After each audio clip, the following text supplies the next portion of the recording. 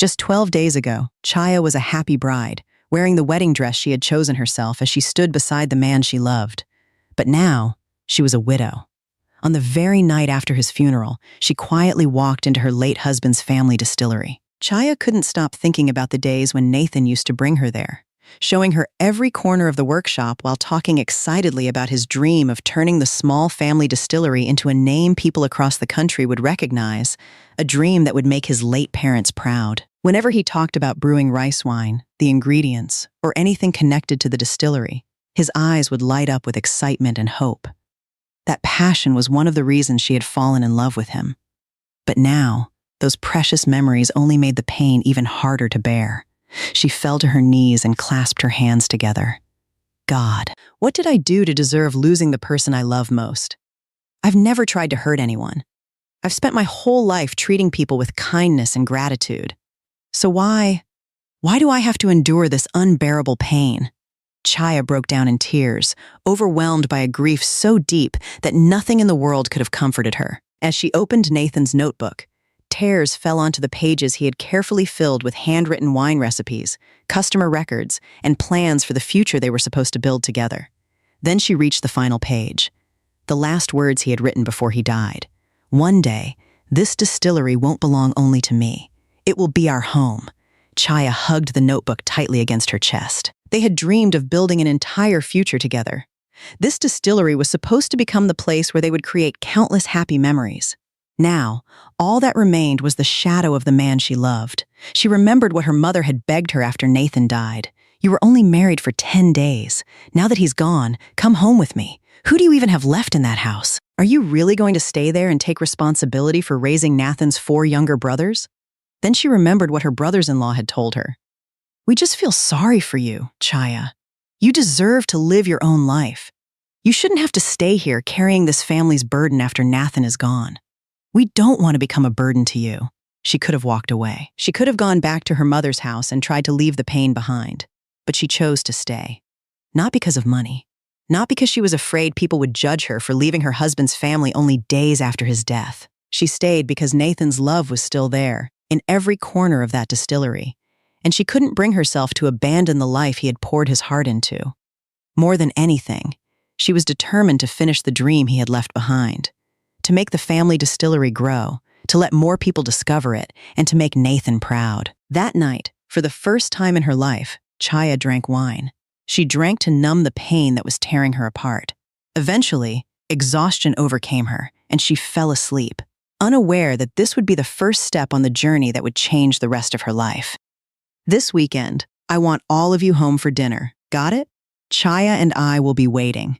Nathan hit send on the text to his 4 younger brothers before turning his pickup onto the county road.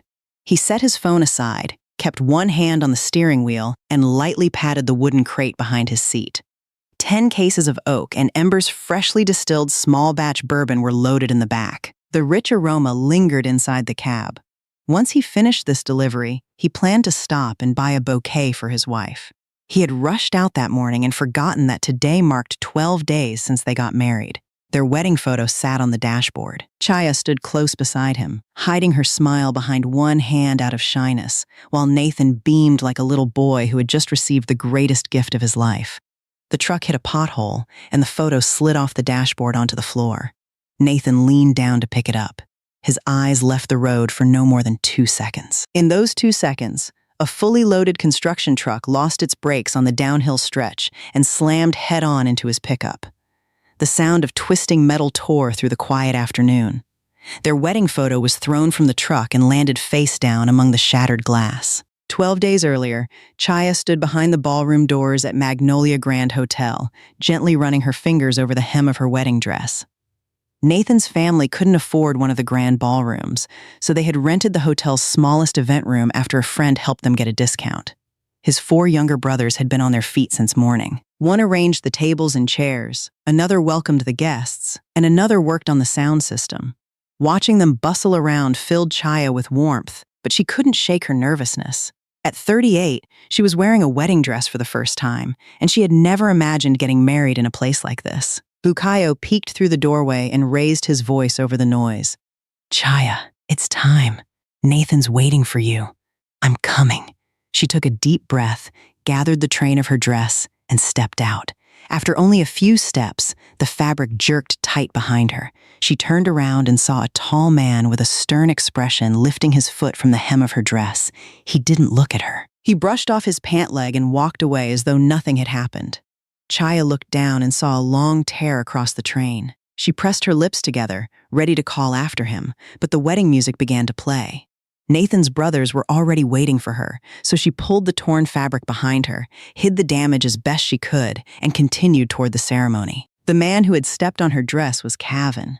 At that moment, she didn't know his name. Rain started falling just as she reached Nathan. It drummed against the roof while guests hurried inside to stay dry. Nathan reached for her hand, wrapping his warm fingers around hers. Leaning close, he smiled. "Rain on your wedding day is supposed to bring blessings. Don't worry, I'm right here." Chaya looked up at him. Her nose stung, but no words came out. Later, when Nathan's brothers came forward with their gifts for their new sister-in-law, the room grew quiet. Mark handed her a dark brown scarf, holding it out with both hands. "I bought this a long time ago, but never had anyone to give it to. I hope it keeps you warm." Elijah brought over a bottle of bourbon. "Dad made this years ago. We've been saving it ever since. Now it belongs to you." Darius placed a framed family photo in her hands. Their parents were still alive in the picture, with all 5 brothers standing together. "There are 6 of us now," he said before, stepping back. Last came Bukayo. He took a key from his pocket and held it out with both hands. "This is the key to the distillery. Nathan said you're one of the owners now. You can unlock the doors anytime you want." Chaya closed her fingers around the key as tears slipped down her face. She had spent 38 years alone, working as a USPS clerk, living the same routine day after day. She had believed that was how the rest of her life would pass. Now she had a husband, 4 brothers who welcomed her with open hearts, and a place she could finally call home. She couldn't get a single word out. Nathan slipped an arm around her shoulders, his eyes glistening as well. Rain continued to fall outside, but inside that small ballroom, the warmth of their new family was enough to chase away the storm. 12 peaceful days passed like a short dream. That afternoon, Chaya was folding clothes in the bedroom when her phone rang. It was a number she didn't recognize. She answered, and a sharp female voice came through the line. "Are you Chaya? You rented your wedding dress from Bella Bridal Boutique, didn't you? The train was torn. What are you going to do about it?" Chaya sat down, keeping her voice calm. "Ma'am, I didn't tear the dress. Someone stepped on the train during the wedding and ripped it. I didn't do it on purpose. I don't care who stepped on it. The dress was rented to you. It should have been returned in perfect condition. Now I can't rent it out again. You owe me $50. Chaya's heart sank. $50 wasn't a small amount for her, especially when they still hadn't finished paying for the wedding. Even so, she didn't argue. She hated owing anyone anything, even an explanation. "Please give me a few days. I'll find the person who stepped on the dress. If they pay for it, I'll bring the money to you. I didn't cause the damage, so it isn't fair to make me pay for all of it." She ended the call and sat there for a while. The wedding had been crowded. She only remembered that the man was tall. She hadn't even seen his face clearly. After thinking it over, she decided to go to Magnolia Grand Hotel and ask to see the security footage from the wedding. At the front desk, she explained why she had come. The young receptionist made a phone call before shaking her head. "I'm sorry, ma'am. Security footage is private. We can't give you a copy. If you'd like to see it, someone can take you to the security office, but you can only watch it there." Chaya followed the employee upstairs. The security officer replayed the footage from the ballroom entrance several times. The camera had been far away, and the image was blurry. She stared at the screen and could only make out the figure of a man stepping on her dress. His face was hidden behind a column. She quickly took a picture of the monitor with her phone, but the image came out just as blurry. Pointing at the screen, she asked, "Do you know who that is?" The employee leaned in for a closer look. "Oh, that's Mr. Cavan." He stopped mid-sentence, realizing he had said too much. "Forget I said anything," Chaya remembered the name. Back at the front desk, she asked, "Could you help me? Does Mr. Cavan work here? I'd like to speak with him. He stepped on my wedding dress that day, and now the bridal shop wants me to pay for the damage. I just want him to cover the cost. I'm not here to make trouble." The receptionist hesitated before making another call. A few minutes later, someone led Chaya into a small meeting room. Cavan was sitting at the table with a stack of documents in front of him.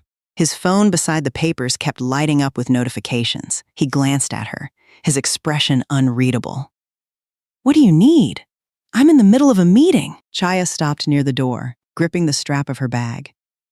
"Sir, I got married in one of your ballrooms 12 days ago. That day you stepped on my wedding dress and tore the train.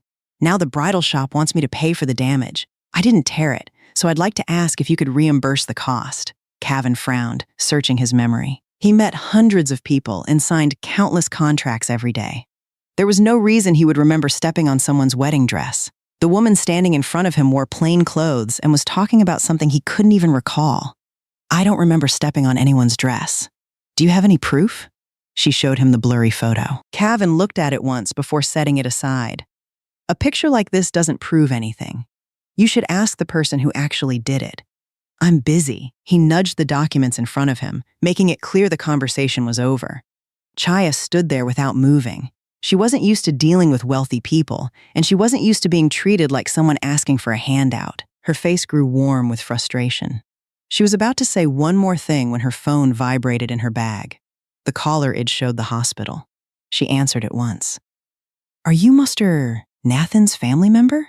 He was in a traffic accident. He's in emergency surgery at the regional medical center. Please come right away." Every bit of color drained from Chaya's face. Her purse slipped from her hand, spilling everything onto the floor. She didn't stop to pick anything up.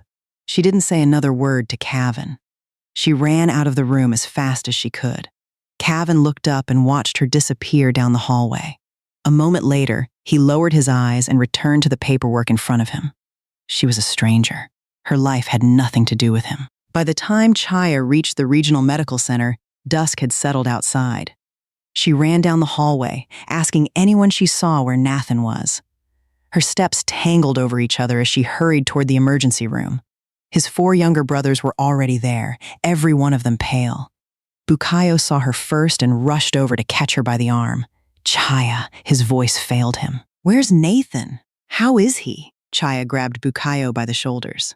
"Take me to him. Let me see him." The doors to the operating room were still closed. She pounded on them, calling Nathan's name. Mark and Elijah had to hold her back. Darius leaned against the wall, covering his face with both hands, his shoulders shaking. A few moments later, the doctor stepped out, pulled down his mask, and slowly shook his head. "We did everything we could. His injuries were too severe. He lost too much blood. We couldn't save him. I'm very sorry." Every word cut through her. Chaya stood there without a sound. She kept staring at the operating room doors as if they might open again and someone would tell her there had been a mistake, that her husband was still alive. Then the doors opened. Nathan was wheeled out beneath a white sheet. The man who had wrapped an arm around her only 12 days earlier, telling her, "I'm right here," now lay completely still. Chaya dropped to her knees beside him. She lifted the sheet and looked at his face. Only then did the tears come. She couldn't make a sound. Tears fell one after another as she held his cold hand in both of hers. "Nathan, please wake up. We've only been married for 12 days. You told me you'd always be here. Please, wake up." His 4 younger brothers stood around them, all of them crying. Bukayo knelt beside his sister-in-law, not knowing how to comfort her. Outside, it began to rain again, just like it had on their wedding day, 12 days before. The only difference was that this time, no one was there to hold her hand and tell her the rain was bringing blessings to their home.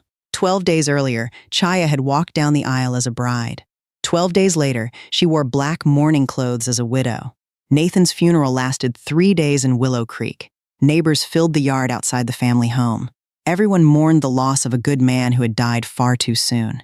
Chaya knelt beside the casket with her head covered by a mourning veil. Her eyes were so swollen she could barely keep them open.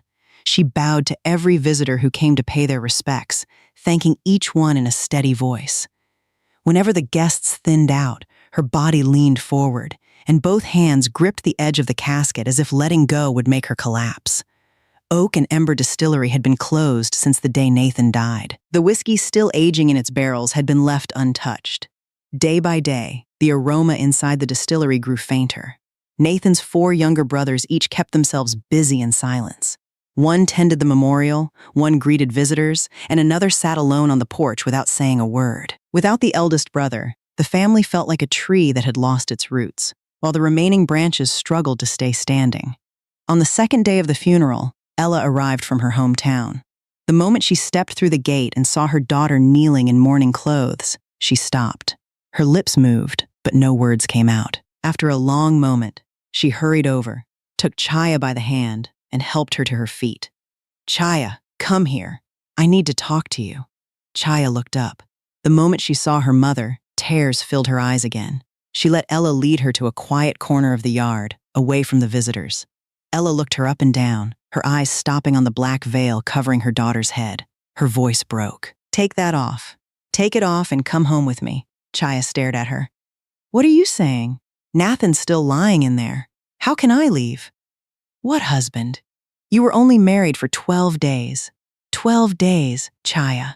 You barely had time to build a life together. If he truly loved you, he would have wanted you to keep living, not bury yourself in this house for the rest of your life." Tears ran down Ella's face as she gripped her daughter's arms.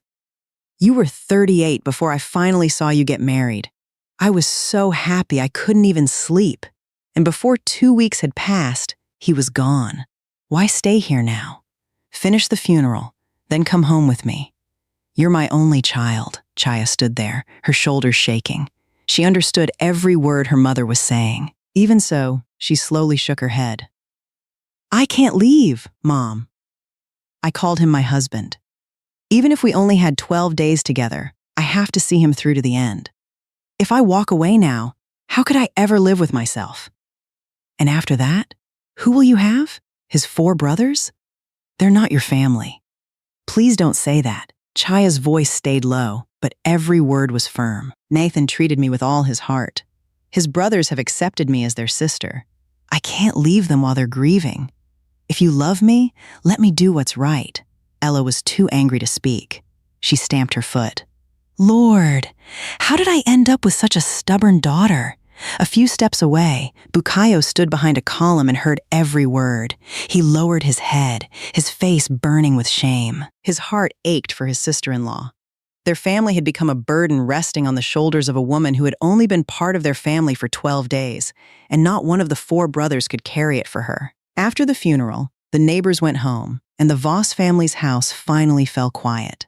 Nathan's 4 younger brothers gathered around the living room table. In front of them lay the distillery's ledger, which Darius had taken out. Every page revealed another debt. The distillery still owed the bank a large loan that was coming due. The grain supplier and the yeast supplier kept calling to collect payment for previous deliveries. Several longtime distributors canceled their orders as soon as they heard the owner had died. They didn't believe the distillery could survive. And it wasn't just the business. Each of the 4 brothers had problems of his own. Mark, the second brother, had once worked in finance. He always looked well-dressed, but behind that polished appearance was a pile of debt he had no idea how to repay.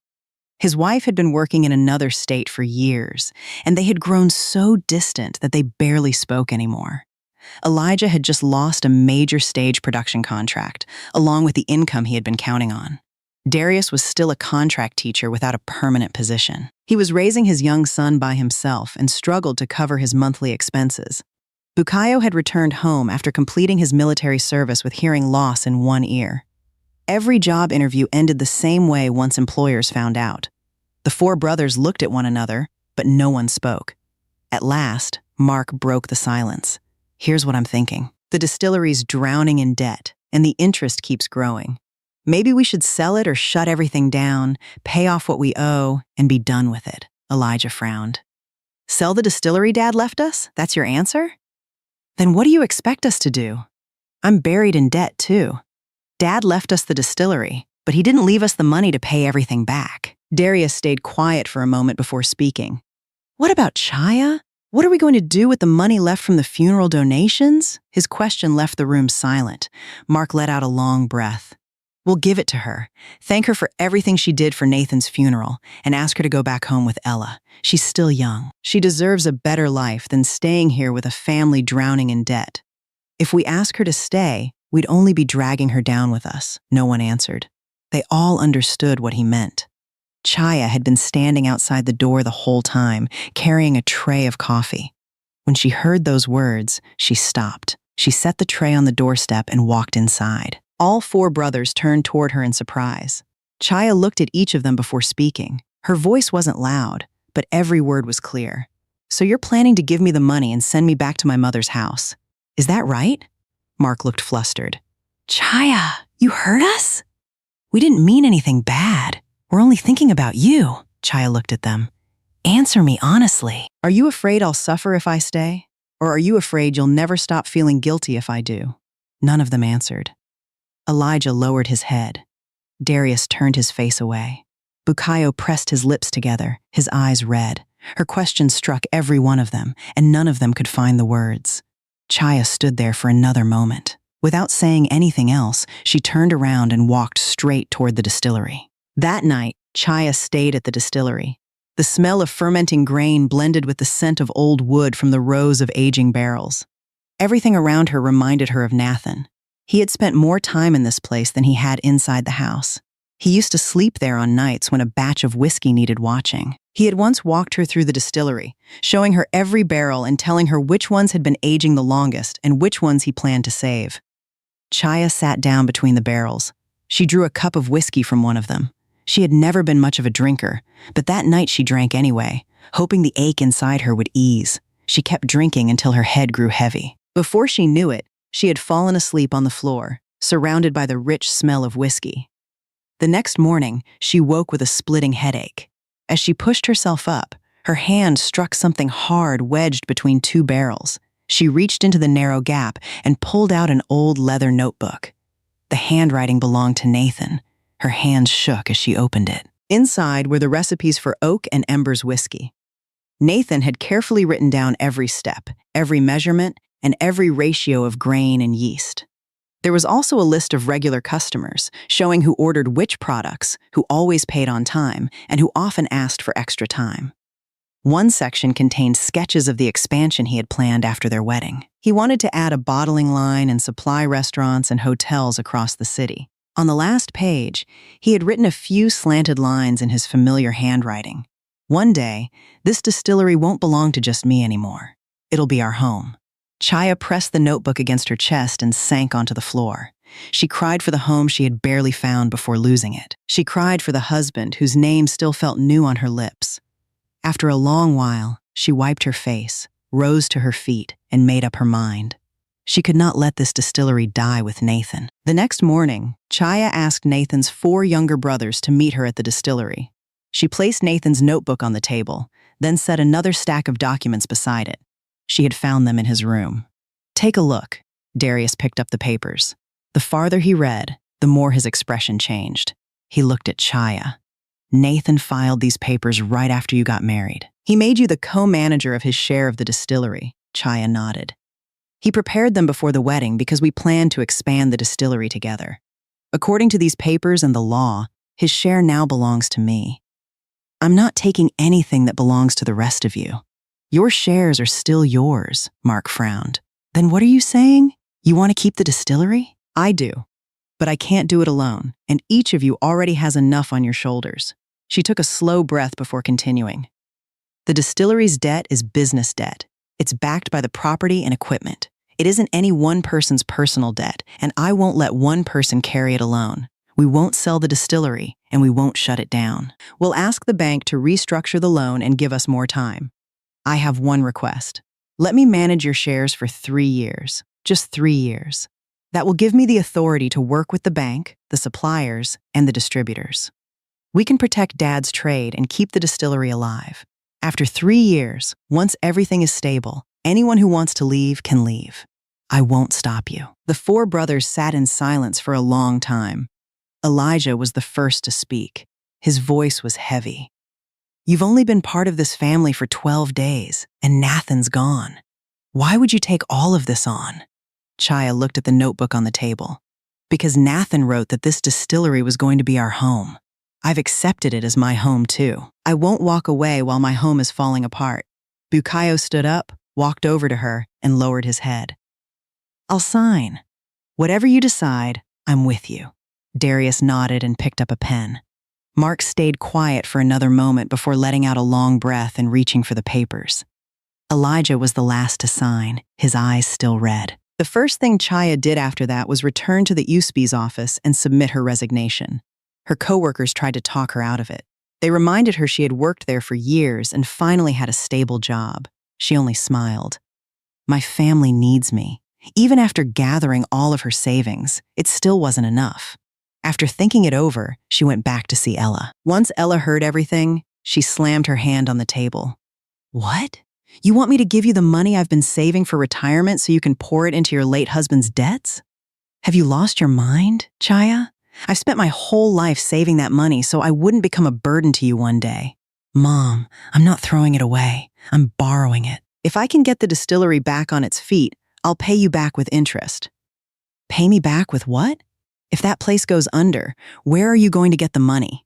The two of them argued until Ella finally ordered her daughter to leave, saying she didn't want to see her again.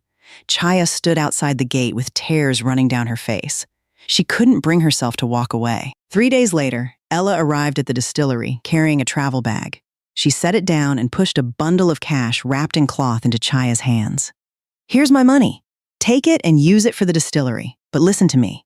I can't let you do something this foolish all by yourself. I'm staying here to keep an eye on you.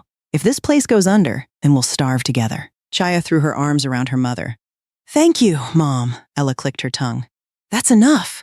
Let go and go make me something to eat. I've been on the road all day, and I'm starving. After taking care of the paperwork, Chaya began running the distillery. But the moment she explained what she wanted to do, Walter, the master distiller who had worked there for decades, threw down the grain rake with a loud bang. You expect me to listen to you? Do you even know the first thing about making whiskey? Chaya looked up from where she was crouching beside a fermentation tank. Walter had been with the distillery since Nathan's father's time. Everyone in Willow Creek respected his skill. Since Chaya stepped in to manage the distillery, he hadn't said a single word. Now that he finally spoke, every sentence came out sharp. I'm not telling you what to do, Chaya said. I'm asking you to teach me. Walter let out a short laugh. Teach you what? You worked at the post office. Do you know what yeast to use? Do you know which grain goes into the mash? Nathan hasn't even been gone that long, and you're already trying to take over the whole place. People are going to laugh at you. Chaya stood up and brushed the dust from her clothes. She didn't argue. She didn't defend herself. She looked straight at Walter. You're right. I don't know. That's why I need to learn. But this distillery can't be allowed to die just because Nathan is gone. You've devoted most of your life to this place. If you care about the trade his father built, then teach me. If you're angry, you can scold me first. After that, please teach me anyway. I'll accept it. Walter stared at her for a long moment. There was nothing clever or polished about the woman standing in front of him. He couldn't bring himself to walk away. With a quiet grunt, he bent down and picked up the rake. Come here. Watch carefully. You have to add the yeast while the mash is still warm. If it's too hot, the yeast dies and the whiskey turns sour. If it's too cold, it won't ferment evenly. Touch it with your hand. It should feel about as warm as bathwater for a baby. Remember that. I will, Chaya answered. From that day on, she got up before dawn every morning to learn beside Walter. As she worked, she kept Nathan's notebook open next to her, checking every step against his notes. Some nights she stayed in the distillery until long after dark, stirring a fresh batch while reading the handwriting Nathan had left behind. It felt as though he were still standing somewhere behind her. Once production at the distillery was back on track, Chaya turned her attention to sales and raw materials. She drove from one supplier to another, sitting down with each of them to talk things through. She didn't beg, and she didn't make promises she couldn't keep. Please let me pay off what we still owe from the last shipment a little at a time. I won't run from the debt. The distillery still owes the bank money, and I'm not hiding that. But the business isn't dead. We still have customers, and we still have our craft. If you can extend us one more shipment on credit, we'll keep working together for years to come once we recover. Some suppliers agreed because they felt sorry for her. Others shook their heads, afraid she would never be able to repay them. Chaya didn't blame anyone. If one supplier turned her down, she thanked them and went to the next. After that, she went to Community First Bank with a folder full of documents. She didn't plead or ask for sympathy. She laid out everything clearly. The distillery still had its land, its buildings, its equipment, and a long list of loyal customers built over many years. She asked the bank to restructure the loan and extend the repayment schedule, explaining that the business could recover and wasn't beyond saving. The loan officer listened to everything before telling her she would need to submit more paperwork for review. The request wasn't approved, but it wasn't denied either. For Chaya, that was enough to give her hope. One afternoon, a luxury SUV pulled up outside Oak and Ember Distillery. The man who stepped out was Cavan. After their last meeting, he had asked someone to look into the woman who had come to his office asking for compensation for her wedding dress before running out in tears. He learned that she had just lost her husband and was now trying to keep a small family distillery in Willow Creek alive. He also learned that the person who had stepped on her wedding dress that day had indeed been him. Cavan had never liked owing anyone anything, not even for a small mistake. He walked into the distillery, took out an envelope, and placed it on the table. "I'm here to pay for your wedding dress. I was in a hurry that day and didn't remember what happened. I remember now. Please take it." Chaya looked at him before picking up the envelope. She didn't rush to open it, and she didn't hesitate either. "Thank you. The bridal shop did ask me to pay for the damage. You're paying for what you caused. That's only fair." She counted out the exact amount she owed the bridal shop, then placed the rest of the money back on the table. "This is more than I need. Please take the rest back." "I don't take more than what belongs to me." Cavan paused. He was used to people asking for more the moment they realized who he was. Very few had ever returned money to him. As he turned to leave, Chaya called after him. "Wait a second." She went inside and came back carrying 2 bottles of whiskey. "Nathan and I made these before he passed away. I'd like you to have them. Thank you for coming all the way here to return the money." Cavan was about to refuse, but after meeting her eyes, he reached out and accepted the bottles. That night, he poured himself a glass. The whiskey slid down his throat, smooth, warm, and rich with the aroma of grain and oak. The taste brought back memories of family dinners from many years before, when his wife was still alive and laughter still filled their home. It had been 15 years since he had allowed himself to drink anything that reminded him of her. Every memory had always brought pain, yet this glass of whiskey left him with something different. The weight inside him eased. That night, he slept through the night for the first time in years without taking sleeping pills. It wasn't because the whiskey was magical. His mind had simply found a moment of peace. When he woke the next morning, he found himself thinking about the little distillery in Willow Creek and the woman who had given him those 2 bottles. The first batch of whiskey Chaya made by herself, following Nathan's notebook, was ready at the beginning of the month. She didn't take it to the market, and she didn't sell it to anyone. She filled 1 bottle, rode to the cemetery, and stopped in front of Nathan's grave. She set the bottle down beside the headstone and sat quietly for a long while before speaking in a voice so soft it seemed meant for only the 2 of them. "Nathan, I finally made a batch of whiskey. I followed your notebook exactly. I still don't know whether I did everything right. Walter tasted it and said it turned out well, but I'm still nervous. There's only one thing I know for sure. I couldn't bear to let the smell of your family's distillery disappear. Please watch over me. Help me keep this place alive." The wind stirred the grass around the grave. Chaya stayed there until the sun climbed high before getting up and leaving. A few days later, Cavan came back to the distillery. This time, he wasn't there to talk about the wedding dress. "I finished the 2 bottles you gave me. I'd like to buy a few more." Chaya wiped her hands and smiled. "I'm glad you enjoyed them, but I can't take your money." Cavan looked at her. "Why not? If I'm buying something, I should pay for it." Chaya thought for a moment. "How about this? Buy me a bowl of pho instead, and we'll call it even. It's been a long time since anyone treated me to a meal." Cavan looked at her, unsure whether to smile or frown. This woman spoke so naturally that she caught him off guard. After a moment, he nodded. They went to a small pho restaurant together and talked over lunch like 2 people who had only recently met. During the conversation, Cavan learned that Oak and Ember Distillery had been making whiskey by hand for 3 generations, following a traditional family recipe without shortcuts or artificial additives. He happened to be preparing a traditional food festival at Magnolia Grand Hotel and was looking for a small craft whiskey to feature. "I'll give your distillery a small booth at the festival. It isn't a major contract. It's only an opportunity for guests to sample your whiskey. But you'll need every required permit, food safety certification, and product label. If anything is missing, I can't include you." Chaya nodded. If you're willing to give us this opportunity, I'll make sure everything is done properly. It took her nearly a month to finish all the paperwork. When she finally delivered the whiskey to the hotel, several chefs tasted it and praised its smooth finish and rich aroma. Chaya was so happy that she spoke without thinking. Even Mr. Cavan likes our whiskey. He even took me out for pho. The words passed from one employee to another until they spread throughout the hotel. Before long, the story reached Cavan's ears. By then, it had turned into a rumor that the woman selling whiskey went around telling everyone she knew the hotel chairman and was using his name to help sell her products. Cavan's face darkened as soon as he heard it. The one thing he hated most was having people use his name as a stepping stone. While he was still bothered by the rumor, someone came to see him. It was Dwayne, the owner of a large distillery that had competed with Oak and Ember for years. After hearing that Oak and Ember had been given a chance to join the food festival, Dwayne couldn't stand it. He sat down with Cavan and spoke in a calm, friendly tone. "Masser, Cavan, I know you're an honest man, so let me give you a little advice. Be careful with the woman running Oak and Ember. She was only married for 12 days before her husband died. The moment he was gone, she took control of the entire distillery and pushed her 4 brothers-in-law aside. A woman that greedy? Would you really trust the whiskey she makes? I'd hate to see your reputation damaged because of her." Those words landed where Cavan's doubts already existed. He didn't believe them completely, but he couldn't dismiss them either.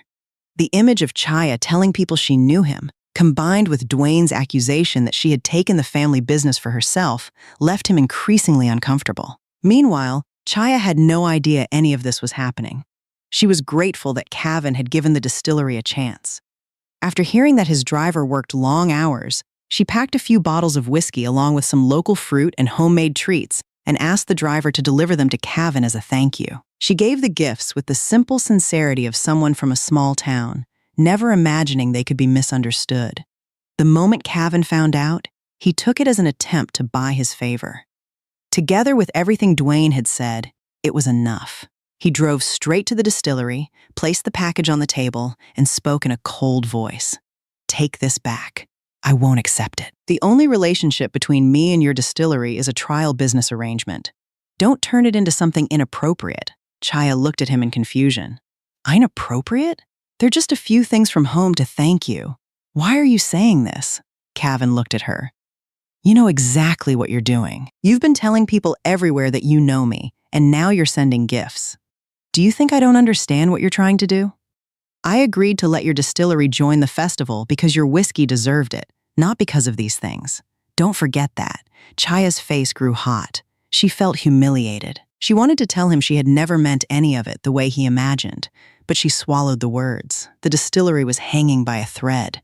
If she argued with him now and ruined their relationship, everything she had worked for could fall apart. She bent down, picked up the package, and nodded. "All right, I'll take it back. I never meant what you think I did. But if you've already decided not to believe me, then there's no point trying to explain." Ella had been standing inside the house, watching everything through the window. Seeing her daughter lower her head and pick up the returned package felt like salt rubbed into an open wound. That night, she couldn't sleep. All she could think about was her daughter being looked down on because their family had nothing. Early the next morning, Ella opened an old wooden chest and took out a porcelain vase. Years earlier, she had bought it from an antique dealer and had always believed it was a valuable family heirloom. She wrapped it carefully and took a bus to Magnolia Grand Hotel by herself. When she finally met Cavan in the lobby, she held the vase out with both hands.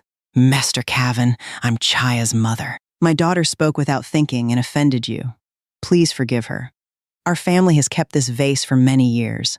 I'd like you to accept it." Before Cavan could respond, Ella lost her grip. The vase slipped from her hands and shattered on the floor. Broken pieces scattered across the marble, exposing the cheap paint underneath. It was a fake. Anyone with experience could tell at a glance. Ella stood frozen, her face burning with embarrassment. When Chaya heard her mother had gone to see Cavan, she rushed to the hotel. The moment she arrived and saw the broken vase on the floor, she stopped in her tracks. Cavan stood there without saying a word. But in his mind, his opinion of the two women had sunk even lower. One was a woman who didn't know her place. The other was a mother willing to bring a fake antique as a gift. Chaya walked over, helped her mother to her feet, and said softly, "Mom, let's go home." She led Ella out of the lobby without lifting her head. In the days that followed, before the humiliation at Magnolia Grand Hotel had even faded, trouble began brewing inside Nathan's family. After years of living apart from Mark like strangers, his wife suddenly came back. She had heard that Oak and Ember Distillery still owned its land and buildings, and her attitude changed at once. The very first night she returned, she confronted her husband. "I'm done living like this with you. We can get a divorce if you want, but before that, you get your share of that distillery back. Your share belongs to you. Why should that widow be the one managing it? Go demand it back. If you won't, then we're finished." Mark rubbed his forehead. "Stop it. I've already signed papers authorizing Chaya to manage my share for 3 years. Things might still turn around. Then tear up the papers. Don't be so stupid. Your whole family handed the business over to an outsider. When she sells the distillery and walks away with the money, it'll be too late for you to regret it. If you won't go, then I'll go myself." Mark lowered his head and buried his face in his hands. He couldn't find a single word to answer her. The next day, without waiting for her husband, she went to Magnolia Grand Hotel by herself. Chaya happened to be delivering whiskey for the tasting booth. The moment she spotted her, she rolled up her sleeves and began shouting for everyone around to hear. "There she is! Everyone, take a good look!" This woman was only married for 12 days before her husband died, and she already took over her late husband's family distillery. "Give my husband's share back! Did you really think you could fool everyone?" Chaya stopped where she was. People passing through the lobby turned to stare. Her face burned, but she kept her voice calm. "Please lower your voice. Mark's share is still his. Everything is written in the authorization papers. After 3 years, he can take it back whenever he wants. I'm protecting the distillery because it means everything to Nathan's family, not because I want the property." "Protecting it?" the woman snapped. "That's what you're calling your greed now? My husband and his brothers were fools. That's why they let you climb all over them. I'm not that stupid. Give my husband's share back, or you'll regret it." Her words grew harsher with every sentence. Chaya endured them for as long as she could. Then the frustration that had been building inside her finally broke loose. "Yes, I'm greedy. Greedy enough to marry a man who died 12 days later and spend my life paying off his family's debts. Does that make you happy?" The moment the words left her mouth, she regretted them. But at that exact moment, Cavan happened to be walking through the lobby. He only caught the last part of what she had said. He hadn't heard the argument before it. All he heard was the woman accused of taking over her late husband's distillery, admitting that she was greedy. The opinion he already had of her darkened even more. The story reached Ella before the day was over. That night, she stormed into the house and called Nathan's 4 younger brothers together. "You're her brothers-in-law, and you stood by while Mark's wife humiliated your sister-in-law in front of a whole hotel? Have you lost all your decency?" Mark lowered his head. "Ma'am, this is my fault. I'm asking all of you. If you really care about her, then let her live her own life. Don't make her spend the rest of her life living in your brother's shadow. She's only 38. Her whole life is still ahead of her. Your brother died, and none of you could carry this family. Now you're letting her carry everything by herself. My daughter isn't your servant." Not one of the 4 brothers dared to answer. Chaya hurried over and gently took hold of her mother's arm. "Mom, please don't say that. None of this is their fault. I should have handled things better." Ella stared at her in disbelief. "You're still defending them? They've trampled all over you, and you're still defending them. Chaya, I don't know what to do with you." A few days later, Ella started asking around, trying to find someone to set her daughter up on a date. She told Chaya without leaving any room for discussion. "I've already arranged it. You're going. If you don't, I'll pack my things, go back home, and from that day on, don't ever come looking for me again. I can't stand by and watch you grow old in this house." Chaya held her mother's arm as tears filled her eyes. "Mom, please don't say that. The thing I'm most afraid of is you giving up on me." After a long silence, she nodded. "All right, I'll go. I'll go if it makes you feel better." That night, she sat on the porch of the distillery with Bukeo. She spoke softly, as though she were talking to herself. "I'm only going because of Mom. She worries about me, and I don't want to hurt her. Nathan has only been gone a few months. How could I think about anyone else? Even if I wanted to, I couldn't." Bukayo lowered his head without saying a word. He knew she was only going to put an end to the matter as quickly as possible. Chaya arranged to meet 3 different men on the same day at a restaurant. Her plan was simple. She would scare each one away so her mother could see that she had tried. The first man had barely sat down before she spoke. "I should tell you before we waste each other's time. I'm carrying a huge debt because of the distillery. Anyone who marries me will have to shoulder that debt with me. Can you accept that?" The man's face changed immediately. He made up an excuse and left. The second man had only been sitting for a few minutes when Chaya let out a quiet sigh. "I should be honest with you too. A fortune teller once told me I bring bad luck to my husband. I was married for 12 days before my husband died. Would that scare you?" The man stiffened. After a few polite words, he excused himself and left as well. The third man was harder to discourage. Chaya finally said, "I don't want to hide this from you. I'm seriously ill. The doctor told me I don't have much time left. I don't want you to marry me and suffer because of it." At that very moment, Cavan arrived at the restaurant for a business dinner. As he walked past the dining area, he noticed the woman from the distillery sitting with one man after another. He couldn't hear what they were saying. All he saw was a widow whose husband had died only a few months earlier, already meeting one potential husband after another. The opinion he already had of her sank even lower. Everyone thought the matter was over. But a few days later, Bukayo brought a shipment of whiskey to Magnolia Grand Hotel along with the paperwork needed to complete the application for the tasting booth. Cavan happened to see him in the service area. The young man spoke honestly and carried himself with the posture of someone who had served in the military, so Cavan stopped to talk with him. "You're Chaya's brother-in-law, aren't you?" "Yes, sir. I'm the youngest. Chaya is the oldest sister-in-law in our family."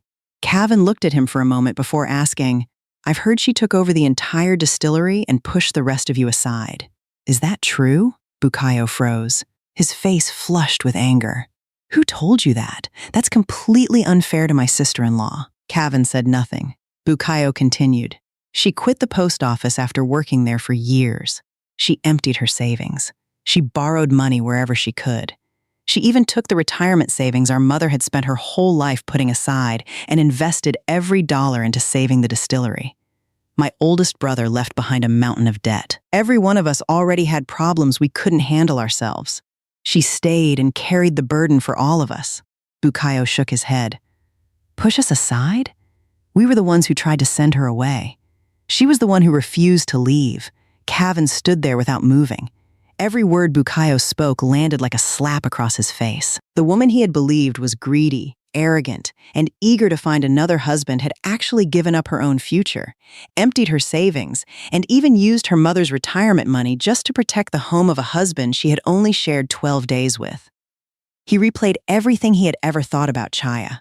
For the first time, he realized he had been wrong about her, completely wrong. From that day on, Cavan wanted to apologize to Chaya, but he had no idea how to begin. He wasn't a man who was used to apologizing, so he chose to do what he knew best instead. Without telling Chaya, he quietly had someone help Oak and Ember Distillery finish the remaining paperwork that had been holding it back. On the day of the whiskey tasting at Magnolia Grand Hotel, guests praised the whiskey, and Chaya was so happy that several people persuaded her to drink with them. After a few glasses, she felt lightheaded. She slipped out into the covered hallway where a light rain drifted in with the breeze. She took the dark brown scarf Mark had given her on her wedding day from her bag, held it against her chest, and murmured as though Nathan were sitting beside her. "Nathan, I'm so tired. I can endure people looking down on me. I can endure what they think of me. The only thing I'm afraid of is failing to keep your home alive. Please watch over me." Cavan had followed her outside without meaning to. He heard every word. The woman he had once thought was blunt and rough around the edges looked so small sitting there alone. For the first time, he understood that her straightforward manner was only a shell. Behind, it was a lonely woman with no one left to lean on. A few days later, Cavan invited Chaya to dinner. He didn't tell her it was his way of apologizing. He simply said they should discuss the business arrangement. Chaya agreed and led him to a small roadside restaurant, the kind of place he almost never visited. A steaming bowl of soup was set in front of them. Cavan was used to fine restaurants and didn't realize how hot it was. He took one spoonful and burned his mouth, his face tightening at once. Seeing that, Chaya reached over out of habit, pulled the bowl toward herself, leaned down to blow on the soup until it cooled, then set it back in front of him. Take your time. The soup here is always served piping hot. It's not like the places you're used to. The simple gesture caught Cavan completely off guard. No one had ever cooled a bowl of soup for him in the 15 years since his wife passed away. When they crossed the street after dinner, a motorcycle sped past the edge of the road.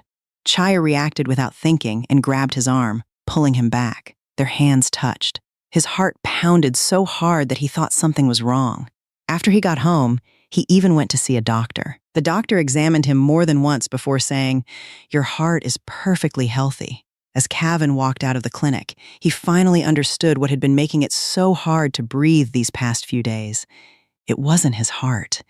It was Chaya. While Cavan's heart had already begun to lean toward Chaya, the third man she had met through the matchmaking refused to give up. He didn't believe she was seriously ill, and after seeing that she was capable and ran a distillery, he became even more determined. He kept showing up at the distillery. Taking advantage of Ella's encouragement, he pressured Chaya into having dinner with him and kept urging her to drink, even though he knew she had to drive deliveries every night. One afternoon, he sat at a tea stand near the distillery, already drunk, boasting to a few people around him. "That woman Chaya acts like she's hard to get. Tonight I'll have her. I've already talked her into meeting me at a restaurant outside town." Women are easy. Sweet-talk them a little, and they fall for you. Bukayo happened to hear every word. His face turned pale. He hurried away and called Cavan, his voice shaking. "Master Darius, please help my sister-in-law. That guy tricked her into meeting him at a restaurant outside town. He said he's going to force himself on her tonight. I'm too far away. I won't make it there in time." Cavan was in the middle of a meeting. He stood up without another word, walked out, and drove straight there. When he arrived at the restaurant, the man was already drunk, his face flushed with alcohol and jealousy. He had grabbed Chaya by the wrist and refused to let her leave. His words became more and more offensive. "Let go of me," Chaya struggled. "I've already told you I don't have those feelings for you." "What are you doing?" the man laughed. "Why are you making such a fuss? Let's just enjoy the night together." Cavan strode over, knocked the man's hand away, and pulled Chaya behind him. "Let her go." The man lunged at him with a punch. Cavan had trained in self-defense. He shifted aside, caught the man's arm, twisted it behind his back, and forced him to the ground. But in avoiding the blow, he wrenched his lower back. A sharp pain shot through him, though he didn't let it show. He took Chaya with him and left the restaurant. On the drive back, Chaya noticed him frown and brace one hand against his back. Only then did she realize he was hurt. "Your back is hurting? Let me take a look." When they reached the distillery, she asked him to sit down. She rolled up her sleeves, poured a little medicated oil into her hands, and gently rubbed the strained muscles in his back. Her hands were rough from work, but they were warm. Cavan sat there without moving, his thoughts in complete disorder. For 15 years, he had lived like a man guarding a grave. He had never let anyone come this close. "Lean over a little more," Chaya said. "It's swollen here. Why would you get into a fight with someone like that?" The words slipped out before she realized it. For the first time, she had stopped calling him Mr. Darius and simply called him Darius. Cavan noticed it immediately. "Did you just call me Darius?" Chaya's hand stopped. Her face warmed with embarrassment. She was about to go back to the formal Master Darius, but after a brief pause, she lowered her head and continued rubbing the medicated oil into his back. "Well, you're older than I am. Calling you Darius just felt more natural. If you'd rather I didn't, I'll go back to calling you Master Darius." "No," Cavan said softly. "Keep calling me Darius." It was only a small change in the way she addressed him, but from that moment on, the distance between them became noticeably smaller. That night, Cavan lay awake for hours, not because his back hurt, but because he finally admitted to himself that he could no longer deny what was in his heart. Chaya, on the other hand, returned to her room after tending to his injury. She opened the closet and looked at one of Nathan's old jackets.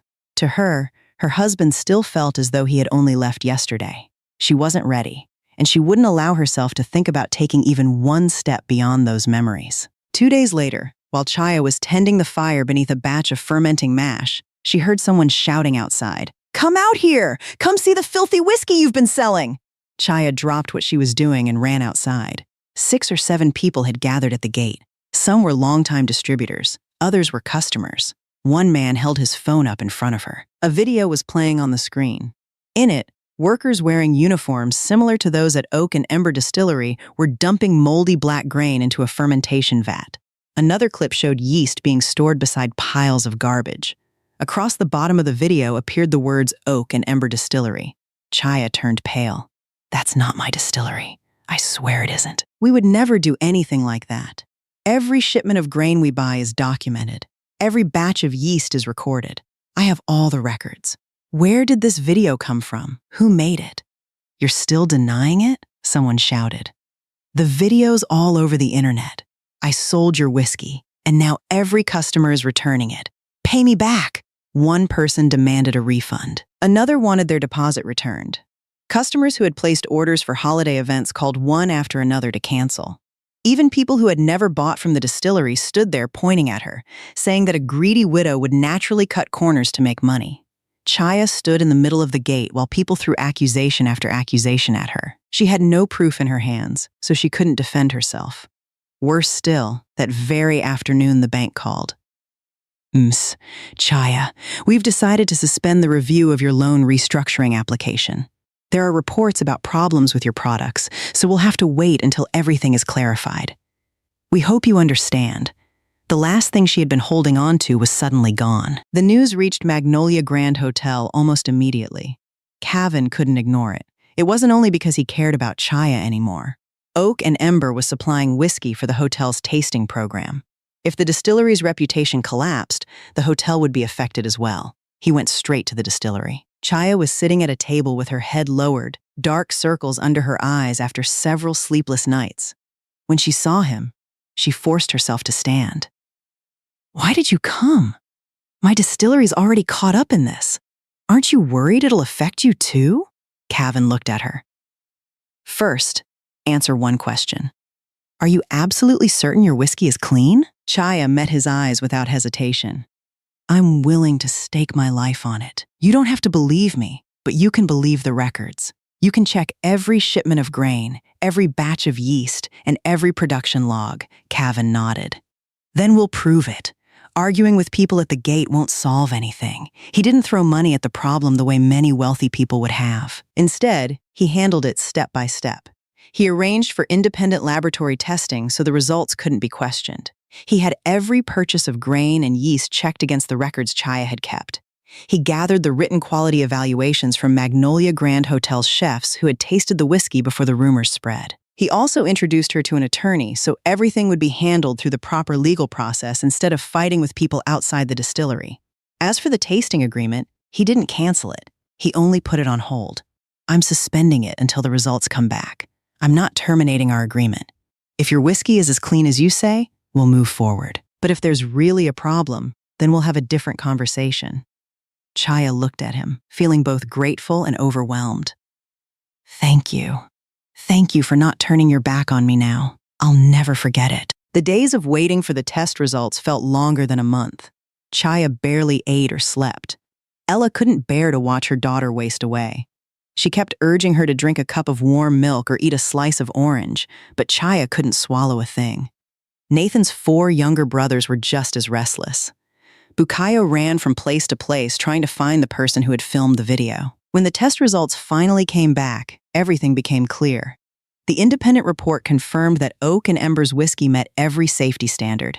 There was no moldy grain and no contaminated yeast. The video circulating online had been edited together using footage from another location, and Oak and Ember's name had simply been added afterward. The man who made the video was found. He admitted that someone had paid him to do it. The job had come from Dwayne's distillery, but Dwayne was too experienced to take the blame himself. He claimed that one of his employees had acted alone without his knowledge. The moment Chaya heard that, she couldn't hold herself back any longer. Days of humiliation, suspicion, and false accusations burst into anger. She drove straight to Dwayne's distillery. He was entertaining guests when she stormed inside. "Dwayne, you hired someone to make that fake video and ruin my distillery. The truth is out now. Are you still going to deny it? You owe me a public apology." Dwayne remained seated with a faint smile. Do you have any proof that I hired anyone? If one of my employees did something stupid, go talk to him. Don't come in here making a scene. Who do you think you are? Chaya stepped closer. Stop pretending you don't know. You've been jealous of our distillery since Nathan's father's generation. Everyone knows you could never make whiskey as good as ours, so you resorted to dirty tricks instead. Dwayne stood up and looked her up and down with open contempt. A widow whose husband hasn't even been dead that long, living off her late husband's family business. What do you know about making whiskey? Go home and take a good look at yourself. He had struck the deepest wound she carried. But Chaya didn't cry, and she didn't lunge at him. On the table sat a glass of whiskey from his own distillery. She picked it up and threw it onto the floor. The glass shattered. Whiskey splashed across the room. Spoiled whiskey can be poured out, she said. But once a person's character is rotten, it can never be made clean again. Remember that. Dwayne's face turned purple with rage. He started toward her, and several of his men rose from their seats. At that moment, Cavan walked in. The instant he heard Chaya had come there alone, he had driven over. He stepped in front of her and moved her behind him. We're leaving. When they reached the door, Cavan turned back and said only one thing, his voice calm but cold. This isn't over. The law will settle it. You can wait for what's coming. On the drive back, Chaya sat quietly in the passenger seat. Her hands were still trembling. You didn't have to come, she said at last. I could have handled it myself. Cavan glanced at her. Handled it yourself? Your hands are still shaking. You walked into a place full of his people by yourself. What if they decided to do something worse? Did you think about your mother? About Nathan's 4 brothers waiting for you at home? Chaya lowered her head. She didn't answer right away. After a long silence, she spoke softly. I've put up with a lot. People look down on me because I'm poor. They look down on me because I'm a widow. I can live with that. But when they come after Nathan's distillery, when they come after the livelihood of his 4 brothers, I can't stay silent anymore. Cavan looked at her without saying a word. The feelings he carried for this woman grew a little deeper with every passing day. Once Oak and Ember Distillery was cleared of every accusation, people in town began to stand behind Chaya again. The old distributors gradually returned to place orders. Customers who had canceled their purchases called back to apologize and place new ones. Magnolia Grand Hotel officially signed a 3-month supply agreement with Oak and Ember, bringing the distillery's whiskey into its hotel system. Holding the contract stamped with the hotel group's official seal, Chaya went back to the bank. After reading through it, the loan officer smiled and nodded. This changes everything, Miss Chaya. With a contract like this, your distillery has a stable source of revenue. We're approving your loan restructuring request. We'll also extend a new line of credit to help with your operating expenses. Keep up the good work. Chaya stood in front of the bank with the folder in her hands. Tears rolled down her face, yet she couldn't stop smiling. After months of carrying the weight alone, the distillery had finally found its footing again. That evening, she went into the distillery, poured a glass of whiskey, and placed it in front of Nathan's photograph. Nathan, we made it! The distillery is alive again. The bank approved the loan restructuring.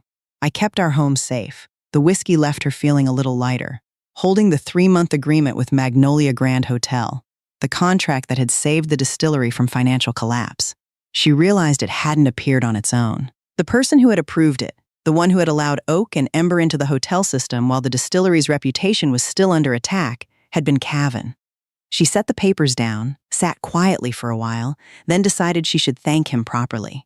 She went to his office at the hotel with a small package of local gifts in her arms. She had already rehearsed the words she wanted to say, but before she could speak, Cavan set down his pen and looked straight at her. You don't have to thank me, but there's something I need to tell you. I didn't help you because I felt sorry for you.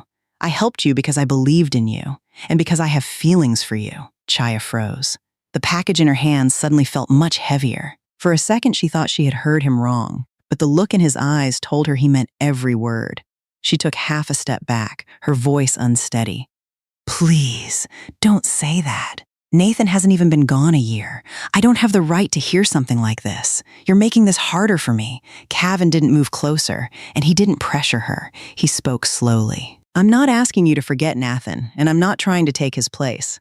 I just want you to know that if the day comes when you're exhausted, when the burden becomes too much to carry alone, there will be someone standing beside you. That's all. If you're not ready to think about it, then don't. I can wait. Chaya didn't answer. She set the package on his desk, lowered her head in thanks, and quietly left. On the way home, her thoughts refused to settle. That night, after returning to her room, she opened the closet and took out Nathan's old work jacket. It was the one he used to wear during long nights watching over the whiskey, and it still carried his familiar scent. She held it against her chest and sat alone in the darkness until tears began to fall. She wasn't angry with Cavan. What frightened her was the guilt growing inside her.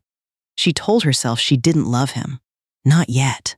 But there was one truth she could no longer ignore. Over the past few months, whenever the distillery was in trouble, whenever she had been pushed to the edge, the first person she wanted to call, the first person she wanted to lean on, was no longer Nathan, who lived only in her memories. It was Cavan, who was still beside her in the real world. The moment that thought crossed her mind, fear filled her heart.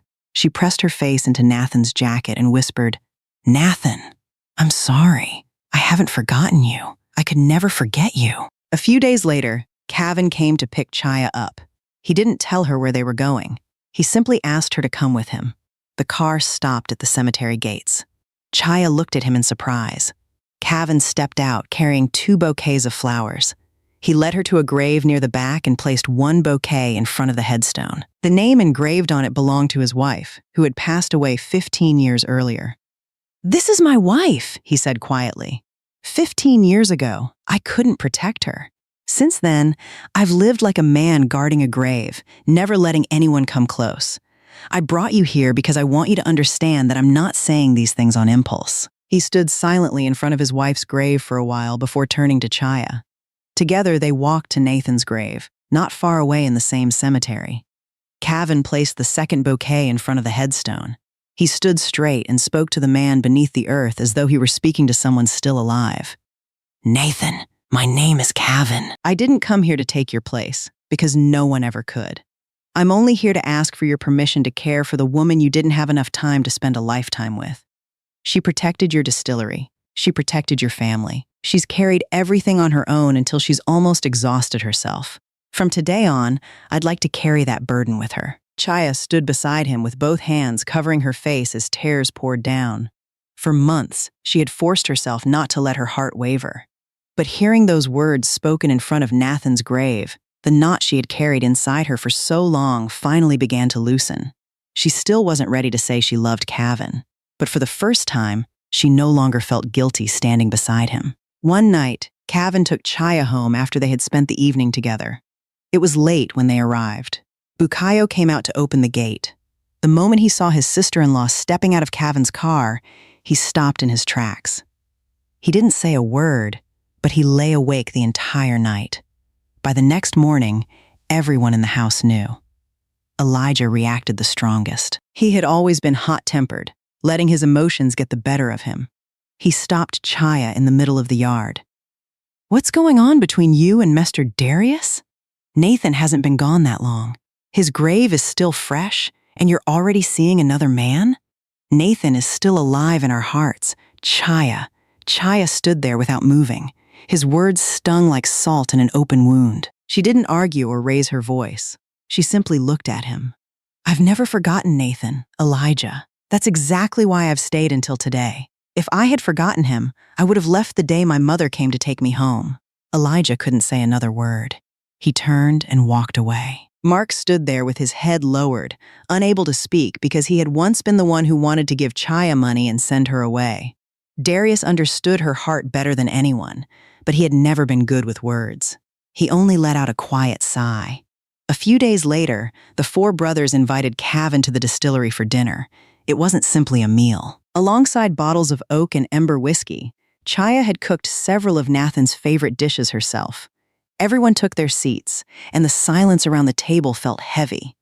After a few bites, Mark set down his bowl.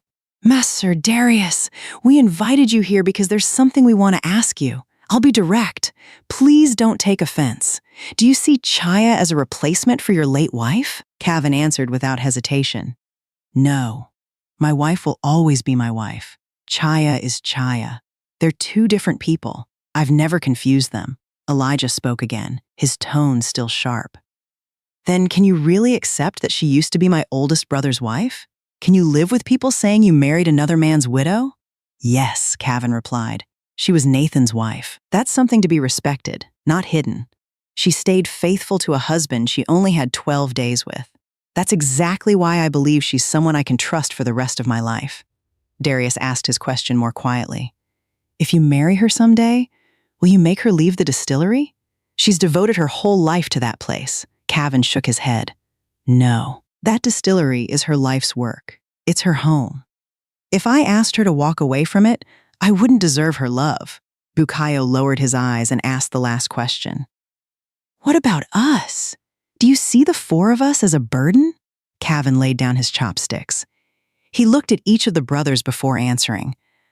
I don't need her to forget Nathan. I don't need her to leave this distillery. And the four of you aren't a burden to me. I only want that from now on. Whenever life becomes too hard for her, I'll be allowed to carry some of that burden with her. His answer left the whole table silent. But Elijah still couldn't let go. He poured himself one glass after another until his face turned red. Then he staggered to the family altar, took Nathan's photograph into his arms, and broke down like a little boy. Nathan, after you left, this family fell apart. I'm only afraid that one day nobody in this house will remember you were our oldest brother. Hearing those words, Chaya couldn't hold back any longer. She walked to the altar, dropped to her knees, and spoke through her tears. Listen to me. If you need me to stay in this family as your oldest sister-in-law for the rest of my life, I'll stay. I won't leave. But think about Nathan. If he were still here, would he want to see me living as though I'd died with him? He loved me. He would never want me to spend the rest of my life fading away in this house.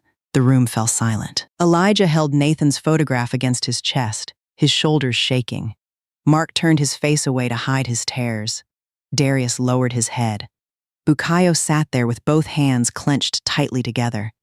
Chaya's words opened the door the four brothers had been trying so hard to keep shut. That night, none of them slept. They sat together on the porch outside the distillery until dawn, speaking very little. As the first light of morning appeared, Mark finally broke the silence. Nathan's gone. If we keep Chaya here just to live as his shadow, that's not honoring him. She still has her whole life ahead of her. Darius nodded. Bukayo nodded too. Elijah stayed silent the longest. At last, he let out a slow breath. That morning, the four brothers called Chaya over. Elijah spoke first, though his voice was still thick with emotion. We've thought it through. We want you to find your own happiness, but we have one request. Please wait until Nathan's first memorial anniversary has passed. Let us fulfill that final duty for him. After that, whatever you choose, we'll support you. Chaya looked at the four young men with tears shining in her eyes. She nodded. I will. I owe Nathan a proper first memorial. After that, you don't have to worry about me. One day, Cavan brought Chaya to meet his two children. His son was a doctor, calm and thoughtful by nature. He looked at his father, then at the humble woman standing beside him, and smiled politely. Please make yourself at home. My dad has kept to himself ever since Mom passed away. For years, he couldn't sleep without medication. Seeing him happy again means a lot to me. His daughter, however, reacted very differently. She wasn't openly hostile, but there was unmistakable caution in her eyes. She was afraid her father would forget her mother. She was afraid the place her mother had left behind in this family would be taken by someone else. In her heart, she had already decided who she wanted her father to be with. A university professor, elegant, highly educated, someone she believed belonged in his world, not a woman from a small town who made whiskey for a living. A few days later, that professor was invited to a small gathering at Magnolia Grand Hotel. On the surface, she smiled politely and spoke with perfect manners, but every sentence carried a hidden barb. I heard you run a distillery back home. That must be hard work. People who run small businesses usually know how to calculate every opportunity. I suppose they also know exactly who to hold on to. Chaya understood the insult, but she didn't argue. She only gave a faint smile and let the comment pass. Halfway through the gathering, she stepped out into the hallway for some fresh air. Standing behind a row of large potted plants, she heard voices nearby. Around the corner, the professor was speaking to Cavan's daughter. You need to stop your father. A widow who sells whiskey like her isn't interested in love. She's after your family's money. Honestly, I feel sorry for you. You lost your mother so young, and now your father's blinded by another woman. One day, everything your mother left behind will belong to a stranger, and you'll be left with nothing. Chaya listened until she couldn't stay silent any longer. She stepped out from behind the plants and faced the professor. You can look down on me if you want. I'm from a small town, and I make whiskey for a living. You can say whatever you like about me, but don't use a daughter who lost her mother to make yourself look better. If you truly care about her, then speak honestly to her. Don't plant fear and suspicion in her heart and drive her away from her father. The professor's face lost its color. She couldn't think of a single word to answer. Cavan's daughter had heard every word. She had believed Chaya came into their lives to take her mother's place and become her stepmother. Instead, when someone insulted her, Chaya hadn't defended herself first. She had defended the daughter standing in front of her.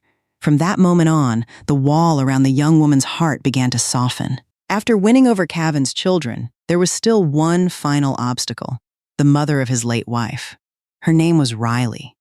She had been living overseas, but after hearing that Cavan was planning to remarry, she returned. 15 years had passed since her daughter died, yet the pain had never left her. She couldn't accept Cavan finding love again, and she certainly couldn't accept that the woman was a widow who ran a small-town distillery with such a complicated family behind her. She had heard every rumor people had spread and convinced herself that Chaya was only interested in Cavan's wealth. The first time they met, Riley didn't bother hiding her feelings. She looked straight at Chaya and asked, "Why are you with Cavan? Because he has money. Isn't that it? My daughter may be gone, but this is still her family. Don't think you'll ever take her place." Chaya didn't argue or look offended. She understood that Riley wasn't rejecting her simply because she disliked her. She was afraid that the daughter she loved would be forgotten, afraid another woman would step into the place her daughter had left behind. Chaya knew that fear because she had lost someone she loved too. She lowered her head respectfully. "You have every right to feel that way. I don't blame you for not trusting me. I only hope you'll take good care of your health." As Chaya spent more time around Riley, she began noticing small things that didn't seem right. Riley would ask the same question more than once within a few minutes. She sometimes called Chaya by her daughter's name before suddenly stopping in confusion. Even inside the familiar hotel, she occasionally wandered the hallways, unable to remember which way led back to her room. She would put her medicine into her handbag, then accuse the housekeeper of stealing it. Whenever anyone casually mentioned old age, Riley became unusually upset and irritable. One afternoon, Riley accidentally dropped a bottle of pills in the hallway. Chaya picked it up and read the label. She wasn't a doctor, but she recognized the medication. It was prescribed for people in the early stages of memory loss. Chaya stood there quietly, finally understanding why Riley had been acting so differently. A few days later, Cavan's house was thrown into chaos. Riley had left the house without telling anyone where she was going. Everyone split up to search for her, and Chaya went looking as well. She thought for a long moment before following a different trail. From what she understood about memory loss, people often drifted back to the places tied to their deepest memories. She drove to an old bus station on the outskirts of town where, years ago, Riley had said goodbye to her daughter on the day she left to begin her married life. Sure enough, Riley was sitting alone on a bench, her small figure staring into the distance. When she saw Chaya, she looked up. Her mind was clear one moment and clouded the next. She reached out, took Chaya's hand, and called her by her daughter's name. "There you are. Why were you gone for so long? I've been waiting for you. Come home with me." Chaya didn't correct her. She gently held the frail hand in both of hers and helped her to her feet. "I'm here, Mom. Let's go home. It's getting late, and you'll catch a cold staying out here." She brought Riley home. After they arrived, Chaya made her a cup of warm milk, poured her a glass of warm water, tucked a blanket around her shoulders, and stayed by her side until she began to doze off. She did all of it quietly, without telling anyone, not even Cavan. When Riley became fully aware again, she remembered everything. She remembered calling Chaya by her daughter's name. She remembered letting someone outside the family see her confusion. Embarrassment quickly turned into suspicion. She looked at Chaya and asked, "You know about my illness now, don't you? Are you planning to tell Cavan so he'll feel sorry for me? Is that how you're trying to win him over? Don't even think about it, Chaya shook her head. No, ma'am. I won't tell anyone. I promise. I've lost someone I loved too. I know what it feels like to fear being forgotten, to fear becoming a burden to the people you care about. Your illness is your private matter. Until you want someone else to know, I won't say a single word. Riley looked at her for a long time. The woman she had convinced herself was only after money had become the only person protecting the secret she feared most. From that day on, something inside Riley began to change. Wanting to understand Chaya for herself, Riley went to Oak and Ember Distillery alone one morning without telling Cavan. She didn't announce that she had come. Instead, she stood quietly outside and watched. Chaya had been on her feet since daybreak. She moved from one task to another without stopping. She checked the fermenting mash with Walter, reviewed the order books with Mark, helped Elijah load deliveries onto the truck, went over supplier invoices with Darius, and reminded Bukayo to eat breakfast before heading back out. A little later, Ella arrived carrying a basket filled with food. She called everyone over to eat. Before sitting down herself, Chaya made sure each of the 4 brothers had a full bowl and enough food. Only after everyone else was served did she finally take her own seat. Riley watched the entire scene without saying a word. This wasn't the family she had imagined. No one looked like they had been pushed aside. No one treated Chaya like an outsider. They looked exactly like a family sharing the same home. After lunch, Riley called Chaya aside. The 2 women walked to the back of the distillery, where the scent of fermenting grain lingered in the air. Riley looked at her for a long time before asking, "Tell me something honestly. Why are you still taking care of Nathan's 4 brothers? You could have left this family a long time ago." Chaya smiled softly. "Because I called Nathan my husband, and I called those 4 men my younger brothers. Once someone becomes your family, you don't leave them behind when life gets hard." Riley lowered her eyes. "Even after everything you've suffered?" Chaya nodded. "Even then, family isn't something you keep only when life is easy." Riley stood quietly for a long moment. At last, she reached out and took Chaya's hand. "I was wrong about you." Chaya looked at her in surprise. Riley's voice became much gentler. "I thought you came into Cavan's life because of his money. Now I know I was wrong. My daughter would have wanted someone like you standing beside him." Tears filled Chaya's eyes. She couldn't find the words to answer. She simply held Riley's hand a little tighter. The 2 women who had once stood on opposite sides were finally looking in the same direction. On the morning of Nathan's first memorial anniversary, Chaya was up before dawn, lighting the stove and preparing the memorial meal. A full year had passed since he was gone. The entire Brooks family gathered at Oak and Ember Distillery. Each of the 4 brothers took care of a different task. One cleaned the family altar.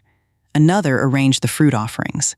Another prepared the memorial table. Chaya cooked every dish Nathan had loved. She remembered exactly how he liked each one, seasoned, what he liked to eat most, and what he never touched. She worked quietly, wiping her eyes from time to time before returning to the stove.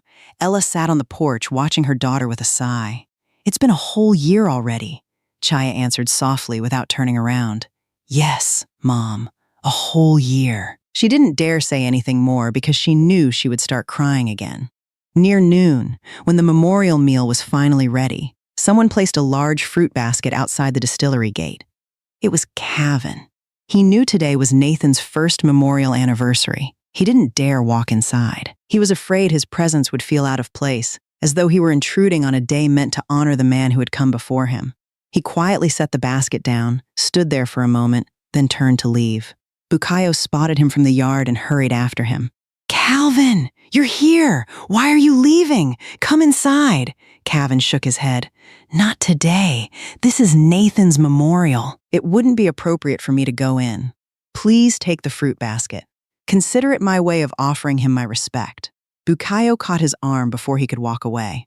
"Don't say that. You care about my sister-in-law. You should come inside and pay your respects to my brother. There's nothing inappropriate about that. Please come with me." Calvin hesitated for a moment before following him through the gate.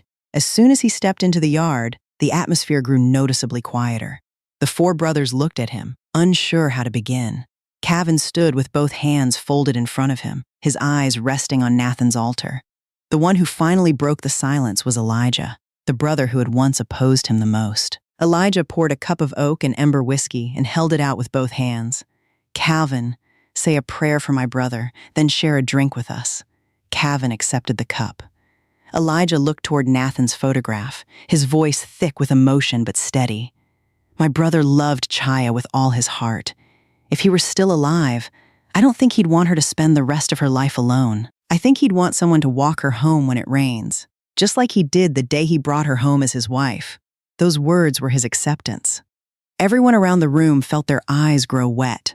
Calvin walked to Nathan's memorial, bowed his head, and offered a quiet prayer before taking the whiskey in one swallow. The familiar warmth spread through him, just like the first cup of oak and ember whiskey Chaya had ever given him.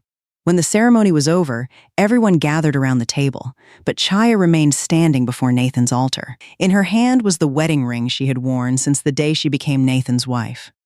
A marriage that had lasted only 12 days, though she had continued wearing the ring through an entire year of mourning. She slowly slipped it from her finger and held it carefully in her palm as though it were the most precious thing she owned. She didn't throw it away, and she didn't hide it. She opened the small wooden box on the altar, the one that held Nathan's notebook and the keepsakes he had left behind, and gently placed the ring inside, as though she were laying an entire chapter of her life to rest. Folding her hands, she looked at Nathan's portrait and spoke softly. "Nathan, today marks 1 year since you left. Today, I'm returning the title of being your wife. The wife I was for 12 precious days. I can't hold on to it forever. If I do, I'll spend the rest of my life living as though I died with you, and that's never what you would have wanted. But don't worry, I'm only returning the title. I'll never let go of what we shared. I'll carry it with me for the rest of my life. Even when my own time comes, I'll remember that there was once a man named Nathan Brooks who gave me 12 days as his wife and gave me a place to call home." She couldn't finish without breaking down. Tears streamed down her face. The 4 brothers stood behind her, every one of them crying. Elijah cried the hardest, his shoulders shaking. Mark turned away, but his body trembled just the same. Darius lowered his head, tears falling silently to the floor. Bukayo stepped forward and rested a hand on Chaya's shoulder, unable to say a single word. Ella wiped her eyes with the edge of her sleeve. Calvin remained at the very back. He didn't step forward. He didn't interrupt that moment. He understood that he wasn't replacing anyone. Nathan's wife, the woman who had shared only 12 days of marriage with him, would always belong to Nathan. Calvin was simply the man who had come afterward, with Nathan's blessing and with the blessing of this family. Being allowed to stand beside Chaya and walk with her through the rest of her life was already more than he had ever hoped for. The memorial meal that day was the first family gathering in a year where laughter mixed with tears. They shared stories about Nathan while passing dishes around the table. Now and then someone would smile, then fall silent with watery eyes.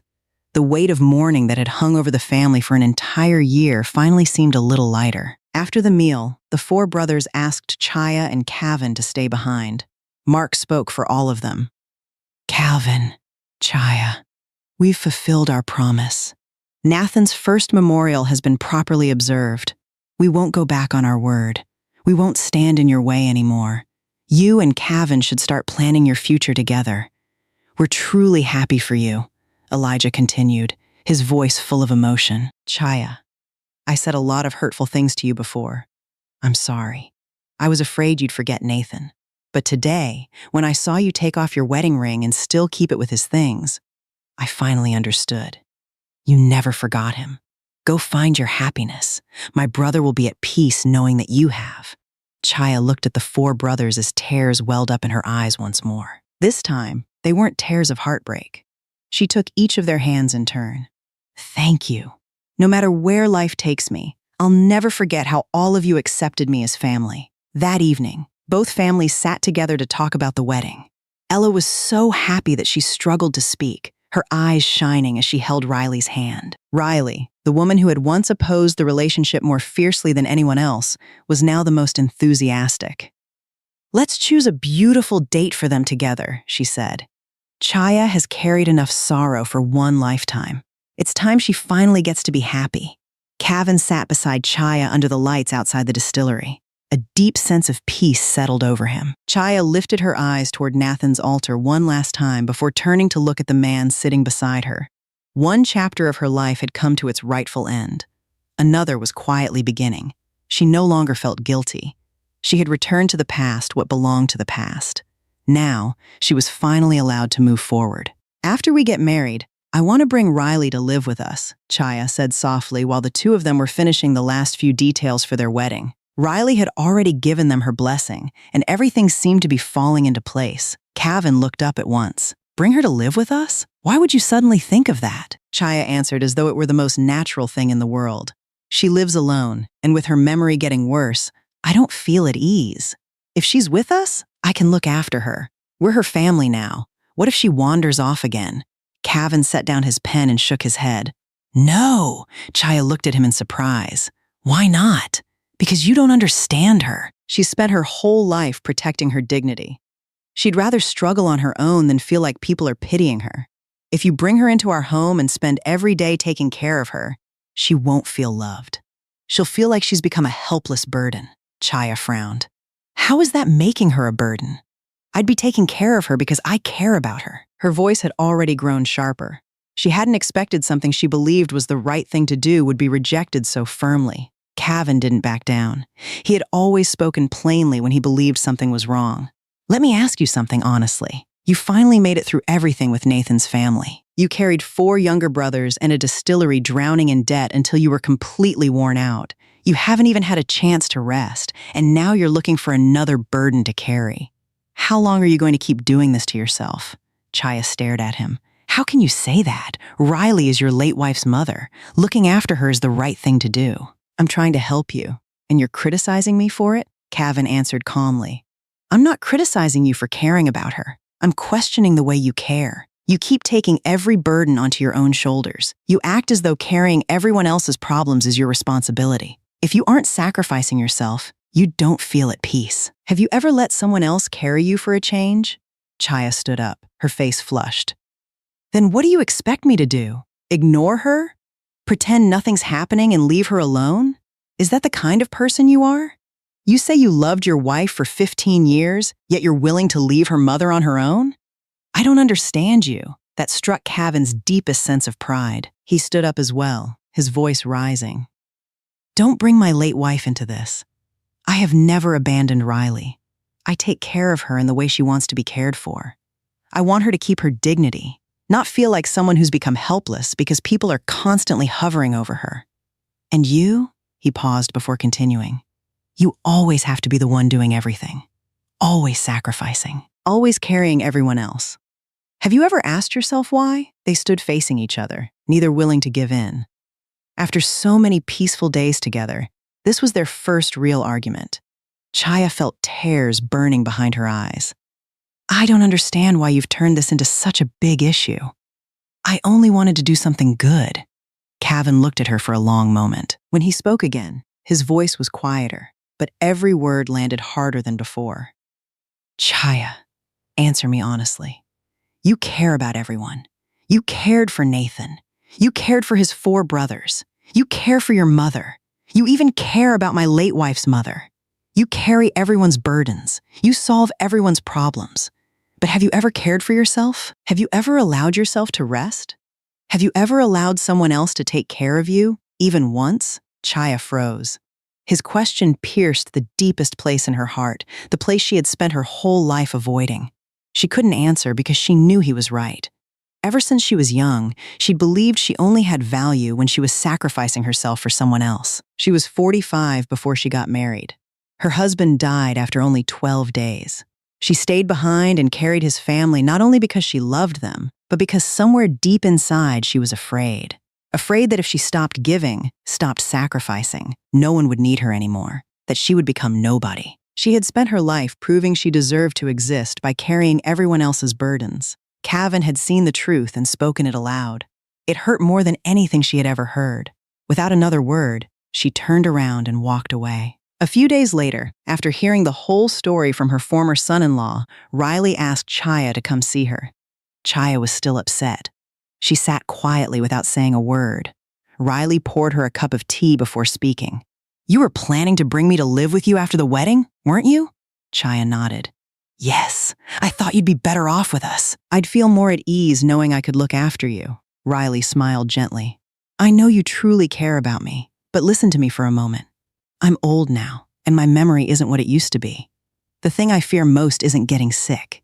It's becoming a burden to my children. It's seeing pity in their eyes. If you bring me into your home and spend every day taking care of me like I'm a child, I won't be able to live with myself. Chaya looked up in surprise. But if I leave you on your own, I'll never stop worrying. Riley reached over and patted her hand. Taking care of someone doesn't always mean bringing them into your life and carrying them on your shoulders every day. Sometimes, respecting the way they want to live and protecting their dignity is also a form of love. If you care about me, then respect my choice. Chaya lowered her eyes without speaking. Riley continued, Calvin understands that. That's why he tried to stop you. He isn't cold-hearted, Chaya.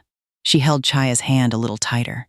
There's something else he told you that was absolutely right. You spend your life worrying about everyone else, but you never worry about yourself. If you keep carrying everything alone, one day you'll collapse. And when that day comes, who will carry you?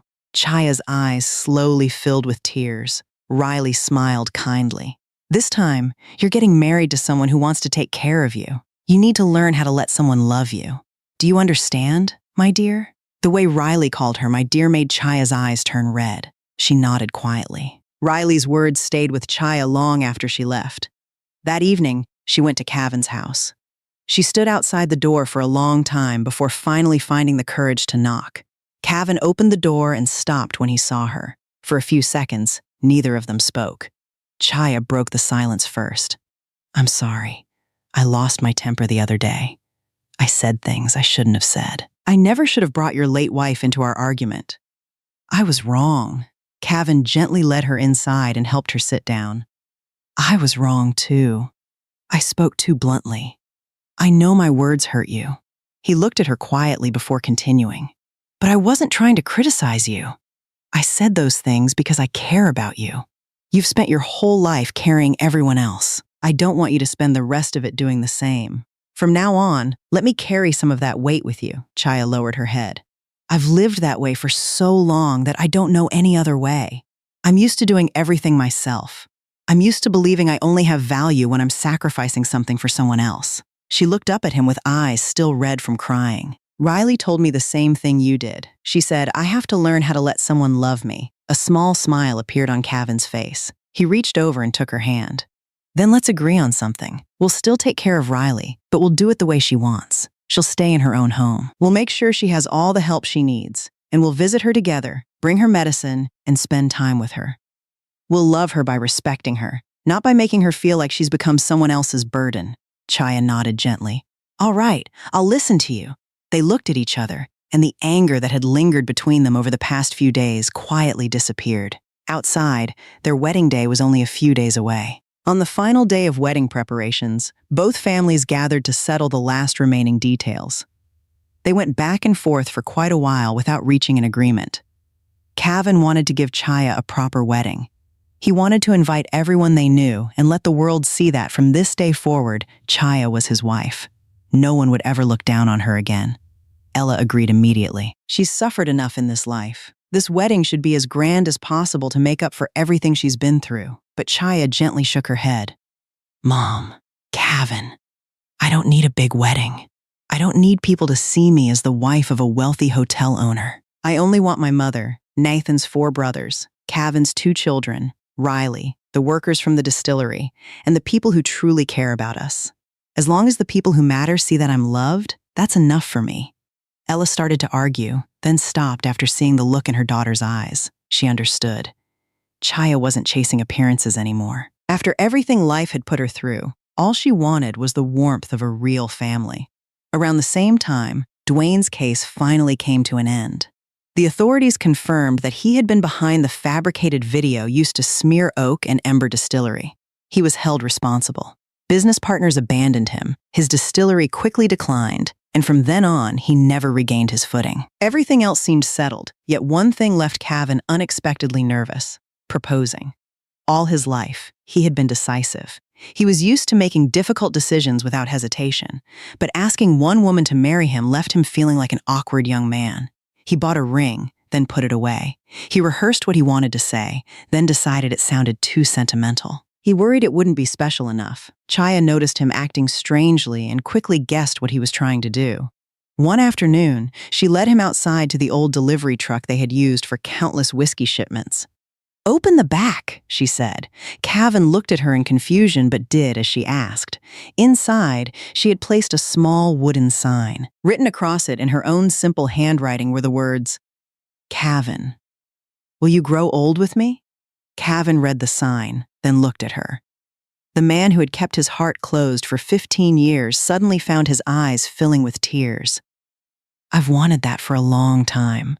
A few days before the wedding, Cavan brought the traditional engagement gifts to Ella's home. Everything was prepared properly, allowing Ella to proudly welcome relatives and neighbors. But for Nathan's 4 brothers, Cavan had prepared something different. Not expensive gifts meant to impress them, but things that would truly help. He signed a long-term contract with Oak and Ember Distillery, bringing its whiskey into every Magnolia Grand Hotel property and giving the distillery a stable future. He established an education fund for Darius's son in the Brooks family's name, making it clear it wasn't charity but something meant for the family's next generation. He arranged legal assistance to help Mark resolve the debts that had weighed on him for years. He introduced Elijah to an event production contract within Magnolia Grand's hotel network so he could return to the work he loved. And he bought Bukayo a high-quality hearing aid so he could hear clearly again. The 4 brothers looked at everything in silence. Cavan spoke quietly. "Don't think I'm using money to take Chaya away from this family. That's not why I'm doing this. I only want to make sure she doesn't have to carry all of your burdens alone anymore. She cares about every one of you. I want to care about all of you the same way." Mark lowered his head. "Calvin, there was a time we didn't treat Chaya the way we should have. After everything you're doing for us now, we don't know how we'll ever repay you," Cavan smiled. "There's nothing to repay. Family takes care of family. That's all." Only then did the 4 brothers truly accept him. They finally understood that he hadn't come to take their sister-in-law away. He had come to stand beside them and care for the woman they all owed so much. The night before the wedding, Chaya called Nathan's 4 brothers together. She reached into her pocket and slowly took out a key. It was the key to Oak and Ember Distillery, the same key Bukayo had placed in her hands on the day she married Nathan. She gently laid it in front of them. "I'm giving the distillery key back to all of you," she said. "From now on, the 4 of you will run the distillery together. I'm not leaving Oak and Ember. I'll still come back. I'll still work beside all of you. But I won't be the one carrying everything alone anymore. You've all grown up. It's time for each of you to stand on your own feet." Bukayo accepted the key with trembling hands, his voice caught in his throat. "Chaya, hearing you say that, it feels like you're about to leave us forever." Chaya smiled through tears and gently shook her head. "I'm not going anywhere far. I'm only moving into another home." She looked around the distillery one more time, then back at the 4 young men who had become her family. "But this place will always be my home too." The house was bustling before sunrise on the morning of the wedding. The makeup artist had arrived. The wedding dress was hanging and ready. But no matter where they looked, they couldn't find the bride. Everyone began searching in a panic. Ella's eyes were already red. "Where's Chaya? Why isn't she here at a time like this? Don't tell me she's changed her mind and doesn't want to get married." Bukayo quickly tried to calm her down. After thinking for a moment, he suddenly realized where she would be. "Don't worry. I know where she is." He led his 3 brothers straight to Oak and Ember Distillery. The door was slightly open. Inside, Chaya sat quietly among the aging barrels, still wearing her everyday clothes. Beside her lay Nathan's old jacket and a fresh bottle of whiskey from the newest batch. She hadn't run away. She had simply wanted to spend a little more time in the place that had carried her through the hardest year of her life. When she saw the 4 brothers walk in, she looked up. Her eyes were still wet, but she smiled. "You came to pick me up?" she asked softly. "I'll come right away." She stood and slowly looked around the distillery one last time before turning back to them. "Starting tomorrow, I won't be your sister-in-law by title anymore. But if any of you ever need me, I'll still be family. Promise me you'll always remember that." Elijah was the first to cry. He wiped at his eyes. "Don't say things like that, Chaya. You'll always be our sister. A title can't change that." Mark stepped forward and lowered his head. "Chaya, I'm sorry. I'm sorry for every selfish thing I ever did, and for every time I wanted to send you away. Darius quietly picked up her wedding bag and held it for her. Bukayo reached out his hand. "Come on, Chaya, let's go. Everyone's waiting for you." When it came time for the bride to walk down the aisle, it wasn't her father who escorted her. It wasn't Ella alone either. It was Nathan's 4 brothers. The 4 men who had once begged her to stay, who had once tried to send her away, who had once struggled to accept her finding happiness again, were now the very ones leading her into a new chapter of her life. They walked beside her with straight backs, smiling through their tears. Sitting below were Ella, Riley, Cavan's 2 children, the workers from Oak and Ember Distillery, and everyone who had witnessed Chaya's long journey through grief. Even Cavan's daughter, who had once kept her distance from Chaya, now stood wiping away tears. Cavan waited at the end of the aisle. When the 4 brothers placed Chaya's hand into his, he gently slipped a new wedding ring onto her finger and spoke in a calm, warm voice. "I won't promise to make you forget your past. Your past is part of who you are, and I respect it. I only promise that from now on, whenever you look back, you won't have to stand there alone anymore." Chaya looked up at him, smiling through her tears. "I'm not coming to you with an untouched heart either. There will always be a place inside me for the man I lost. But everything that's left, I want to give to you." After the wedding, life settled into a steady rhythm once again. Oak and Ember Distillery was alive with activity. Nathan's 4 brothers worked side by side, sharing the responsibility of running the family business. Under the long-term agreement, Oak and Ember whiskey was now served throughout the entire Magnolia Grand hotel chain. Even so, every batch was still made the same way it had been for 3 generations, by hand, without cutting corners or changing the family's traditional recipe. Chaya never became the distant, elegant hotel owner's wife that people had imagined. She still returned to the village. She still rolled up her sleeves at the distillery, checked the fermentation, and scolded Nathan's brothers whenever they got careless. After scolding them, she would patiently show them how to do it properly. On quiet days, she went home to cook for Ella, sitting beside her mother cleaning vegetables while listening to her familiar complaints. Somehow, those ordinary moments filled her heart with warmth. Cavan had changed too. He no longer lived like a man guarding a grave. He still visited his late wife. He still brought flowers to her grave and stood there in silent remembrance. But that place was no longer the only home his heart knew. He no longer needed sleeping pills to make it through the night. One afternoon, Cavan drove to Oak and Ember to pick up his wife. He stood outside the gate and watched Chaya moving among the whiskey barrels, her sleeves dusted with grain, a few loose strands of hair falling across her face. She looked up, wiped her hands on her apron, and waved with a smile. "You're back. Come over here and taste this new batch. Tell me if it's as good as the old one." Cavan walked into the yard, accepted the cup she handed him, and took a sip. The familiar warmth of the whiskey spread through him again, the same flavor that had brought a lonely man back to life. He looked at the woman standing before him, the woman who had been someone's wife for only 12 days, who had carried an entire family through a year of sorrow, and who was now standing here beneath the golden afternoon sun. "It's good," he said softly. "Even better than before." Chaya laughed as she took the cup back from him. "Are you complimenting the whiskey? Or the woman who made it?" Cavan smiled. "Both." He gently led her over to sit beside him on the stone step outside the distillery while the whiskey continued aging quietly inside. She had spent 12 days as one man's wife, then an entire year carrying a family's burdens alone. Now, at last, she had a home she no longer had to protect by herself. A home where someone stood beside her, carrying it with her. The late afternoon sunlight slipped through the doorway and rested on their hair, now touched with silver, warm as the last sip of whiskey they had just shared. And with that, Chaya's story comes to an end. But a new chapter of her life is only just beginning. For years, she had always been the one carrying everyone else's burdens, believing that if she stopped sacrificing herself, no one would ever need her again. In the end, she realized that love isn't about carrying every weight alone. Sometimes, true happiness is simply having someone willing to carry it with you. Chaya never walked away from Nathan's family. Instead, she brought new life into that home. A new brother for the 4 young men, someone who would stand beside them as they grew into the people they were meant to become. And as for Chaya, the woman who had spent her entire life living for everyone else, she finally learned how to live for herself. and found the home where she no longer had to carry everything alone.